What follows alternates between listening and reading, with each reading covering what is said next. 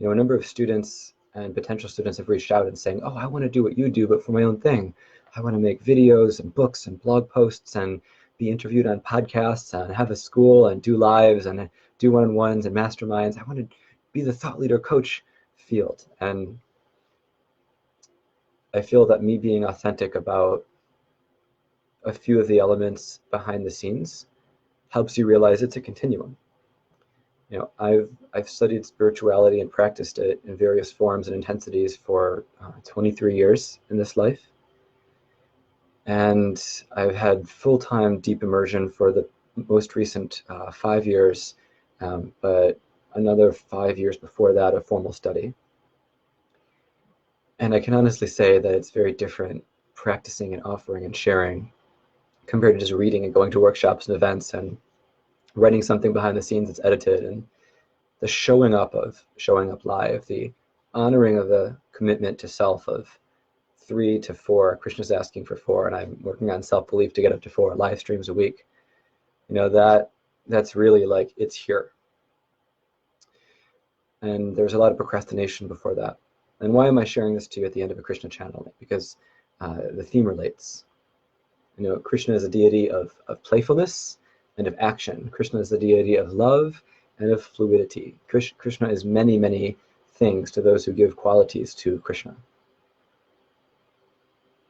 I feel that I want to say Krishna is not procrastination, but I feel that would be trite and like using a name for a different purpose, which I wouldn't disrespect in a sincere sense. Joking, stand-up comedy, that's obviously different.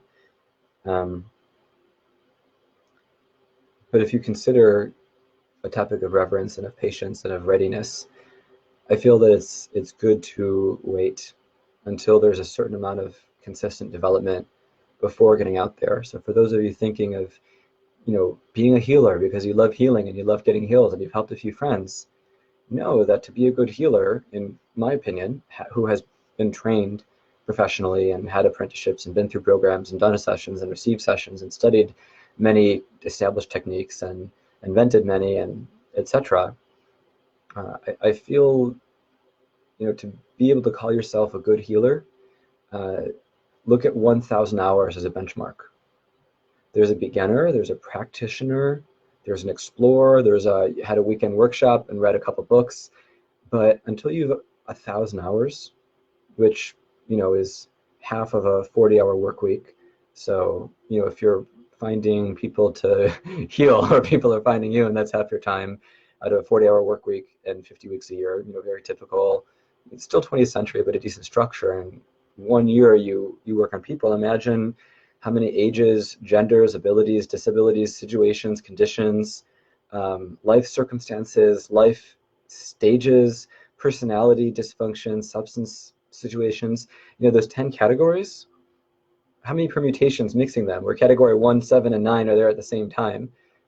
How many times could you project, could you want, how do you can be of service to any being who comes to you, regardless of any or all those 10 things existing at full blast, and be able to be of service and help them? Now, as somebody who offers healing, coaching, training, mentoring sessions, I do often accept and support people, but occasionally I refer people away, and sometimes I refuse.